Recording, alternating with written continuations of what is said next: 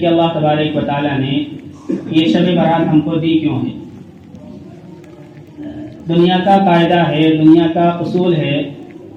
کہ جب کسی کو کسی سے محبت ہوتی ہے اور محبوب ناراض ہو جائے تو حبیب اس کو منانے میں لگا رہتا ہے۔ اگر اس کی طرف سے کوئی ایک چیز ایسی پائی جائے کہ جو جوڑ والی بات نظر آتی ہو تو فوراً اس کو قبول کر لیا جاتا ہے۔ اللہ تبارک و تعالیٰ نے چونکہ ہمیں اپنے پیارے محبوب محمد عربی صلی اللہ علیہ وسلم کی امت میں پیدا فرمایا ہے، اور اللہ کے نبی صلی اللہ علیہ وسلم کا اور اللہ تبارک و تعالیٰ کا ایسا گہرا رشتہ ہے کہ کسی اور نبی سے وہ گہرا رشتہ اللہ تبارک و تعالیٰ کا نہیں ہے۔ اور اللہ کے نبی صلی اللہ علیہ وسلم نے اپنی امت سے اتنی محبت کی ہے کہ ہر موقع پر اپنی امت کو یاد رکھا کرتے تھے۔ اگر کوئی بھی پریشانی کی بات ہوتی تھی یا کوئی عذاب کی بات ہوتی تھی فوراً اپنی امت یاد آ جایا کرتی تھی۔ تو اللہ کے نبی صلی اللہ علیہ وسلم کی نمازوں کے بارے میں ہم نے سنا کہ آپ اتنی لمبی لمبی نمازیں پڑھا کرتے تھے کہ آپ کے پاؤں مبارک پر ورم آ جاتا تھا۔ تو یہ نمازیں آپ کی ہوا کیوں کرتی تھی، جبکہ اللہ تبارک و تعالیٰ نے اپنے پیارے حبیب کے بارے میں تو یہ فرما دیا تھا اِنَّا فَتَحْنَا لَكَ فَتْحًا مُبِينًا لِيَغْفِرَ لَكَ اللَّهُ مَا تَقَدَّمَ مِن ذَنبِكَ وَمَا تَأَخَّرَ، کہ آپ کے اگلے پچھلے سارے گناہ معاف ہو چکے ہیں۔ اگر آپ سے کوئی آگے گناہ ہو سکتا ہوگا تو اللہ تعالیٰ نے اس کو پہلے ہی معاف فرما دیا،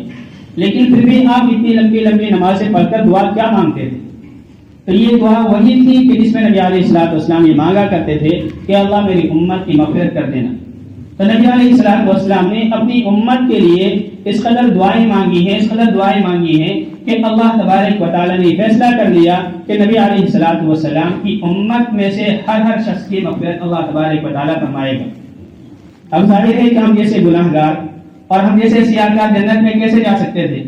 جنہیں اپنی نمازوں کا پتہ نہیں، اخلاق کا پتہ نہیں، معاملات کا پتہ نہیں، ہر وقت ہماری زندگی گناہوں سے بھری ہوئی ہے، تو ہم جیسے گناہ گار جنت میں کیسے جا سکتے تھے؟ تو اللہ تبارک و تعالیٰ نے ہمیں جنت میں بھیجنے کے لیے اور امت محمدیہ کو جنت میں داخل کرنے کے لیے چند ایسے گھڑیاں دی ہیں، چند ایسی راتیں دی ہیں کہ جن میں امت محمدیہ اللہ تبارک و تعالیٰ کو ذرا سا منا لے تو اللہ تبارک و تعالیٰ کی رحمت اس کی طرف متوجہ ہوتی ہے اور اس کی مغفرت کر دی جاتی ہے، جن میں ایک شب قدر ہے کہ جو سب سے افضل رات ہے، ساری راتوں میں سب سے افضل رات شب قدر ہے۔ اسی طرح سے انہی میں ایک رات یہ شب برات بھی ہے۔ شب برات کے بارے میں اللہ کے نبی صلی اللہ علیہ وسلم نے فرمایا کہ یہ ایسی رات ہے کہ اللہ تبارک و تعالیٰ اس میں مخلوق کی طرف متوجہ ہوتا ہے اور ساری مخلوق کی مغفرت فرما دیتا ہے، البتہ چند لوگ ایسے ہیں کہ جن کی اس رات میں مغفرت نہیں کی جاتی ہے۔ تو یہ کہ اپنے ذہن میں یہ بات یاد رکھ لیں کہ اس رات میں کوئی عبادت کرے نہ کرے اللہ تبارک و تعالیٰ سب کی مغفرت کرے گا، لیکن چند لوگ ایسے ہیں کہ جن کی مغفرت نہیں کی جائے گی۔ ہم اپنے آپ کو اس فہرست سے نکال لیں، بس زیادہ عبادت کرنے کی ضرورت نہیں ہے، بس اپنے آپ کو اس فہرست سے نکال لیں۔ سب سے پہلی بات، اللہ تبارک و تعالیٰ مشرک کی مغفرت نہیں فرماتا ہے۔ جو اللہ کے ساتھ کسی کو شریک کرے گا اور اللہ کے علاوہ کسی اور کے اندر وہ طاقت مانے گا جو اللہ تبارک و تعالیٰ کے ساتھ خاص ہے، تو ایسے شخص کی اللہ تبارک و تعالیٰ مغفرت نہیں فرمائے گا۔ تو سب سے پہلی بات تو ہم شرک سے تائب ہوں اور شرک سے ہم پوری طرح سے توبہ کر لیں۔ اور دوسری بات فرمایا نبی علیہ السلام نے، جو اپنے دل کے اندر کینہ رکھنے والا ہوگا تو اللہ تبارک و تعالیٰ اس کی مغفرت نہیں فرمائے گا۔ دیکھو انسان ہیں، انسانوں سے آپس میں ایک دوسرے کی حق تلفی ہو جاتی ہے اور ایک دوسرے کے حقوق ضائع ہو جاتے ہیں، اور یا یہ کہ کسی کی طرف سے دل دکھنے والی بات آ جاتی ہے، تو اس رات کے آنے سے پہلے اس سے اپنی دل کی صفائی کر لینی چاہیے کہ آپ سے فلاں وقت میں اگر میں نے حق تلفی کی ہو تو مجھے معاف کر دیجیے، یا اگر کسی نے حق تلفی ہماری کی ہے تو ہم کتنی وسعت والے بنے کہ ہم اس کو معاف کر دیں۔ تو ہم اپنے دل کے اندر کسی مسلمان کی طرف سے بھی نفرت نہ رکھیں، بغض نہ رکھیں، کینہ نہ رکھیں۔ اگر کوئی دنیا کے اعتبار سے یا دین کے اعتبار سے ترقی کر رہا ہے تو اس کی طرف سے ہمارے دل کے اندر بغض اور حسرت نہیں ہونی چاہیے، بلکہ ہمارے دل کے اندر اس کے لیے محبت ہونی چاہیے، اور ہماری بھی تمنا ہونی چاہیے کہ جس طرح یہ بڑھ رہا ہے آگے ہم بھی بڑھنے کی کوشش کریں، لیکن اسے گھٹانے کی، اسے نیچے گرانے کی ہماری کوشش نہیں ہونی چاہیے۔ اور جو ایسا شخص ہو جو مسلمانوں کو گرانے کی کوشش کرتا ہو اور مسلمانوں کو ہر میدان میں پیچھے کرنے کی کوشش کرتا ہو تو ایسے شخص کی بھی اللہ تبارک و تعالیٰ مغفرت نہیں فرماتا ہے۔ اسی طرح ایک روایت کے اندر آتا ہے کہ شرابی کی اللہ تعالیٰ مغفرت نہیں کرتا ہے۔ تو جو شراب کا عادی ہو اور شراب پینے میں لگا ہوا ہو تو ایسے شخص کی اللہ تبارک و تعالیٰ مغفرت نہیں فرماتا ہے۔ اسی طرح سے جو والدین کا نافرمان ہو تو اللہ تبارک و تعالیٰ اس کی مغفرت نہیں فرماتا ہے۔ تو جو والدین کی نافرمانی کرے، ان کی بات نہ مانے، ان کا دل دکھائے، تو ایسے شخص کی اس رات کے اندر بھی مغفرت نہیں کی جاتی ہے۔ اسی طرح سے جو سود کا لینے والا ہو، اللہ تبارک و تعالیٰ اس کی مغفرت نہیں فرماتا ہے۔ یہاں جو سود کا لفظ آتا ہے تو ہمارے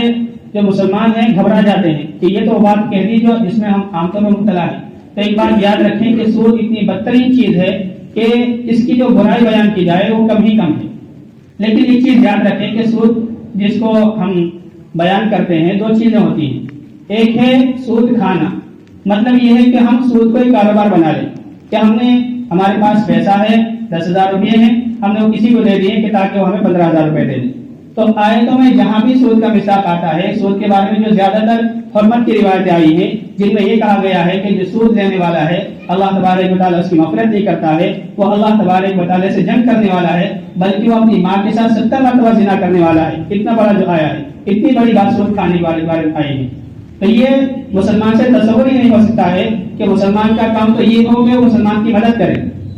یعنی اگر اللہ نے ہمیں دیا ہے، کوئی ہم سے لینے کے لیے آ جائے تو یا تو اسے ادھار دے دیں یا اللہ کے لیے اس کے اوپر صدقہ کر دیں، لیکن ہم اس کی مدد کر کے اسے زیادہ پروفٹ لیں اور اس سے ہم نفع کمائیں، یہ مسلمان کی شان نہیں ہے۔ اسلام نے اسی چیز کو آگے ختم کیا ہے۔ اور باقی جو دوسری چیزیں ہیں، مثلا کاروبار میں لگانے کے لیے یا کاروبار کو بچانے کے لیے جو سود لیا جاتا ہے تو گناہ اس کے اندر بھی ہے اور وہ بھی غلط ہے، اس کو بھی جلدی سے ادا کر کے اسے پیچھا چھڑانا چاہیے، مجبوریت کی وجہ سے ہوتا ہے تو اس کے اندر بھی گناہ ہے، لیکن دونوں کے اندر بڑا فرق ہے۔ یہ جو سود لینا ہے جس میں اللہ تبارک و تعالیٰ سے ڈائریکٹ جنگ کرنے کی بات کی گئی ہے اور جس کو ماں کے برابر زنا کرنے کے برابر قرار دیا گیا ہے، یہ وہ چیز ہے کہ جو آدمی سود کو اپنا کاروبار بنا لیتا ہے کہ اللہ نے کچھ مال دیا، اس کو غریبوں میں دیا اور اسے ڈبل لے رہا ہے۔ تو مسلمان کو کبھی یہ کام نہیں کرنا چاہیے اور نہ مسلمان سے کوئی امید ہے کہ مسلمانی کاروبار کرتے ہوں، اللہ کی ذات سے امید ہے کہ مسلمانی کام نہ کرتے ہوں گے۔ عام طور پر یہ جب کام کروایا جاتا ہے کفار کی طرف سے ہی پایا جاتا ہے۔ تو بہرحال یہ بھی ایسا گناہ ہے کہ اس کی اللہ تبارک و تعالیٰ اس رات میں مغفرت نہیں فرماتا ہے۔ تو بہت سارے یہ بڑے بڑے گناہ ہیں کہ جن کی مغفرت نہیں کی جاتی ہے۔ تو اس لیے اس رات میں ہم ان سارے گناہوں سے سچی توبہ کریں اور پھر اللہ تبارک و تعالیٰ کے سامنے گر گرائیں تو اللہ تبارک و تعالیٰ معاف فرما دیتا ہے۔ یہ وہ رات ہے کہ جس میں اللہ تبارک و تعالیٰ سورج غروب ہونے کے وقت سے ہی لوگوں کی طرف اعلان کرنا شروع کر دیتا ہے۔ اللہ تبارک و تعالیٰ اعلان کرتا ہے الا من مستغفر فارزقوہ، الا من مستغفر فاغفر لہ، الا من مبتل فاعافی۔ کیا کوئی معافی مانگنے والا ہے کہ میں اس کو معاف کر دوں؟ کیا کوئی رزق طلب کرنے والا ہے کہ میں اس کو رزق دوں؟ کیا کوئی مصیبت زدہ ہے کہ میں اس کی مصیبت کو دور کر دوں؟ کیا کوئی پریشان حال ہے کہ اس کی پریشانی کو دور کر دوں؟ تو اللہ تبارک و تعالیٰ کی طرف سے اعلان ہوتا رہتا ہے اور جو اس رات میں کچھ مانگتا ہے اللہ تبارک و تعالیٰ کی طرف سے اس کو دے دیا جاتا ہے۔ ہاں اگر اس کی مصلحت کے مطابق نہ ہوا تو اس کے بدلے میں کوئی چیز دے دی جاتی ہے۔ یعنی بہت سی مرتبہ ہم اللہ سے کوئی چیز ایسی مانگتے ہیں جو ہماری مصلحت کے مطابق نہیں ہوتی ہے کہ اگر وہ ہمیں اس موقع پر مل جائے تو اس میں نفع کی بجائے ہمیں آخرت کے اعتبار سے یا دنیا کے اعتبار سے نقصان پہنچ جائے تو ایسی چیز اللہ تبارک و تعالیٰ ہمیں نہیں دیتا ہے، بلکہ اس کے بدلے میں اس سے بہتر کوئی چیز عطا فرما دیتا ہے۔ تو بہرحال اس رات میں ہم زیادہ سے زیادہ عبادت کریں۔ ایک مزاج ہمارا یہ بنا ہوا ہے کہ ہم نے اس رات کو دو چیزوں کے لیے خاص کر رکھا ہے، ایک تو جاگنے کے لیے اور ایک صرف بیان سننے کے لیے۔ ہمارے استاد فرمایا کرتے تھے کہ آج کل لوگ جو بیان سنتے ہیں تو بیان سنتے نہیں ہیں بلکہ کانوں کی عیاشی کرتے ہیں۔ یعنی جس طرح سے لوگ گانے سنتے ہیں مزے لینے کے لیے، اسی طرح لوگ بیان سنتے ہیں، دیکھتے ہیں کہ بیان کس کا اچھا لگ رہا ہے، کیسی آواز ہے، کس طرح کا انداز ہے، یہ دیکھتے ہیں۔ یہ نہیں دیکھتے کہ ان کے الفاظ کیا بیان کیے جا رہے ہیں، ان کا مطلب کیا ہے، ہمیں اس کا عمل کرنا ہے یا نہیں کرنا ہے۔ تو ہم اپنے کانوں کی بیان کے ذریعے عیاشی نہ کریں بلکہ عمل کرنے کی نیت سے کریں۔ ہمارے سامنے بیان ہوگا جامع مسجد کے اندر تو ہم جائیں اس ارادے سے کہ جو باتیں بیان کی جائیں گی ہم عمل کریں گے، یہ نہیں کہ بیان سن لیا پھر پوری رات جاگ لی بس ہو گیا۔ اس رات میں نبی علیہ السلام بیان نہیں کیا کرتے تھے کہ بیان کر کے صحابہ کو جمع کر کے آپ نے بیان کیا ہو، کسی روایت کے اندر ثابت نہیں ہے۔ البتہ آپ نے اس رات کے اندر عبادت کرنے کا حکم دیا ہے تو ہم بیان سے زیادہ توجہ اپنے عبادتوں پر لگائیں، اپنی نفلی نمازوں پر لگائیں اور کل کے دن کا روزہ رکھیں۔ اور عام طور پر اس رات میں لوگ صلاۃ التسبیح پڑھا کرتے ہیں تو اس لیے تھوڑا صلاۃ التسبیح کا طریقہ جان لیں۔ صلاۃ التسبیح کی بہت زیادہ فضیلت آئی ہے۔ نبی علیہ السلام نے فرمایا ہے کہ اگر ہونا تو یہ چاہیے کہ ہر ہفتے پڑھیں یا مہینے میں پڑھ لیں یا سال میں پڑھ لیں یا کم از کم زندگی میں ایک مرتبہ صلاۃ التسبیح پڑھ لیں تو اللہ تبارک و تعالیٰ اس کے ذریعے سے گناہوں کو معاف فرما دیتا ہے، بہت بڑا اس کا ثواب آیا ہے۔ احادیث میں 2 طریقے اس نماز کے آئے ہیں، تو جو طریقہ صحیح اور معتبر روایت سے ثابت ہے وہ طریقہ میں آپ کو بتلا رہا ہوں، اور ایک دوسرا طریقہ بھی ہے جس طریقے پر ہم عام طور پر نماز پڑھتے ہیں۔ تو ایک طریقہ تو یہ ہے کہ جب ہم نیت کریں تو نیت کرتا ہوں 4 رکعت نماز نفل صلاۃ التسبیح، یہ نماز نفل ہے اور صلاۃ التسبیح نماز ہے، تو ہم کہیں نیت کرتا ہوں 4 رکعت نماز نفل صلاۃ التسبیح، اور پھر نیت کرنے کے بعد جب ہم ہاتھ باندھ لیں گے اور اس کے بعد ہم ثنا پڑھ لیں گے، تو ثنا پڑھنے کے بعد ہمیں تعوذ، تسمیہ اور سورت پڑھنے کے بعد اب 15 مرتبہ یہ دعا پڑھنی ہے۔ دوسرا طریقہ وہ دوسرا ہے، جو یہ طریقہ بتا رہا ہوں یہ احادیث صحیحہ کے اندر آیا ہے، وہ بھی بعض حدیثوں سے ثابت ہے، لیکن وہ علماء کی طرف زیادہ منسوب، محدثین کی طرف منسوب ہے، اور یہ جو روایت ہے یہ روایت ڈائریکٹ نبی علیہ الصلوۃ والسلام سے ہی آئی ہے۔ تو بہرحال یہ جو طریقہ بتا رہا ہوں وہ یہ ہے کہ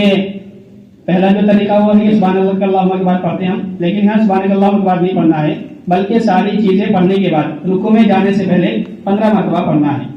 پھر رکوع میں جانے کے بعد 10 مرتبہ پڑھنا ہے، تو یہ 25 ہو جاتے ہیں، پھر رکوع سے کھڑے ہونے کے بعد 10 مرتبہ پڑھنا ہے، یہ 35 ہو جاتے ہیں، پھر پہلے سجدے میں 10 مرتبہ پڑھنا ہے تو یہ 45 ہو جاتے ہیں، پھر سجدے سے بیٹھ کر کے پڑھنا ہے تو یہ 55 ہو جائیں گے، پھر دوسرے سجدے میں کرنا ہے تو یہ 65 ہو جائیں گے، اور پھر دوسرے سجدے سے کھڑے ہونے کے بجائے ہمیں بیٹھ ہی جانا ہے، یعنی پہلی رکعت پر بھی بیٹھنا ہے اور بیٹھ کر کے 10 مرتبہ پڑھنا ہے تو یہ 75 ہو جائیں گے۔ ایک تو یہ طریقہ وہ ہے جس میں ہر رکعت پر بیٹھ جانا ہے، اور ہر رکعت میں بیٹھنے کے بعد پہلے 10 مرتبہ یہ چیز پڑھنی ہے، یہ تیسرا کلمہ پڑھنا ہے، پھر کھڑے ہو جائیں گے، کھڑے ہونے کے بعد یہ سورۃ فاتحہ پڑھیں گے، سورت پڑھنے کے بعد 15 مرتبہ پڑھیں گے، اور اسی طرح سے پھر رکوع میں 10 مرتبہ، رکوع سے اٹھنے کے بعد 10 مرتبہ، سجدے میں 10 مرتبہ، سجدے سے اٹھنے کے بعد 10 مرتبہ، دوسرے سجدے میں 10 مرتبہ، اور جب دوسرے سجدے سے بیٹھیں گے 2 رکعت پر تو پہلے یہ تسبیح جو ہے 10 مرتبہ پڑھ لیں گے، پھر اس کے بعد التحیات پڑھیں گے، یہ پڑھنے کے بعد پھر التحیات پڑھیں گے، اور پھر تیسری رکعت کے لیے کھڑے ہو جائیں گے، اور تیسری رکعت میں جو ہے پہلے بسم اللہ پڑھنے کے بعد سورت اور سورۃ فاتحہ پڑھنے کے بعد 15 مرتبہ پڑھیں گے۔ اسی طرح تیسری رکعت پر بیٹھ جائیں گے، کھڑے نہیں ہوں گے بلکہ بیٹھ جائیں گے، بیٹھنے کے بعد 10 مرتبہ پڑھیں گے، اور پھر اسی طرح سے چوتھی رکعت میں بھی بیٹھ کر کے التحیات سے پہلے 10 مرتبہ پڑھیں گے، تو یہ کل ملا کر کے ہر رکعت میں 75 مرتبہ ہو جائے گی، اور یہ 300 مرتبہ پوری ہو جائے گی۔ تو یہ طریقہ احادیث صحیحہ کے اندر آیا ہے۔ ایک دوسرا طریقہ جو اگر اس حساب سے پڑھنا چاہیں تو وہ بھی صحیح ہے، اس کے طریقے سے پڑھ سکتے ہیں۔ اس میں یہ ہوتا ہے کہ سبحانک اللہم کے بعد فوراً 15 مرتبہ پڑھنا ہوتا ہے، اور پھر سورت پڑھنے کے بعد 10 مرتبہ پڑھنا ہوتا ہے، اور اس میں یہ ہوتا ہے کہ ہر رکعت پر بیٹھنا نہیں ہے، بلکہ رکعت مکمل ہونے کے بعد کھڑے ہو جانا ہے، اور کھڑے ہوتے ہی 15 مرتبہ ہر رکعت میں پڑھنا ہے، پہلے میں سبحانک اللہم کے بعد، اور ہر 3 رکعتوں میں پھر بغیر سبحانک اللہم پڑھے ہوئے شروع سے ہی یہ 15 مرتبہ پڑھا جاتا ہے۔ تو بہرحال یہ صلاۃ التسبیح کا طریقہ ہے، تو آپ جو سا طریقہ آپ کو بہتر لگے اس طریقے پر آپ پڑھ سکتے ہیں، دونوں طریقے جائز ہیں، اور اس کے بعد زیادہ سے زیادہ دعا کریں، اور دعائیں کرنے کے بعد اللہ تعالیٰ سے ہر طرح کی عافیت مانگے، اور کل کے دن کا روزہ رکھنے کی کوشش کریں۔ اللہ تبارک و تعالیٰ عمل کی توفیق عطا فرمائے۔ وآخر دعوانا الحمدللہ رب العالمین۔ اور یہ کل سے جماعت جاری ہے 40 دن کی، تو انشاءاللہ اس کے لیے جن کے جانے کا ارادہ ہو 40 دن میں وہ بھی اپنا نام بتا دیں۔ سے جماعت جاری انشاءاللہ جس کا ارادہ ہو وہ بتائے انشاءاللہ، بتائیں انشاءاللہ، کھڑے ہو کے نام بتائیں، جو جا رہا ہے انشاءاللہ وہی بتائیں۔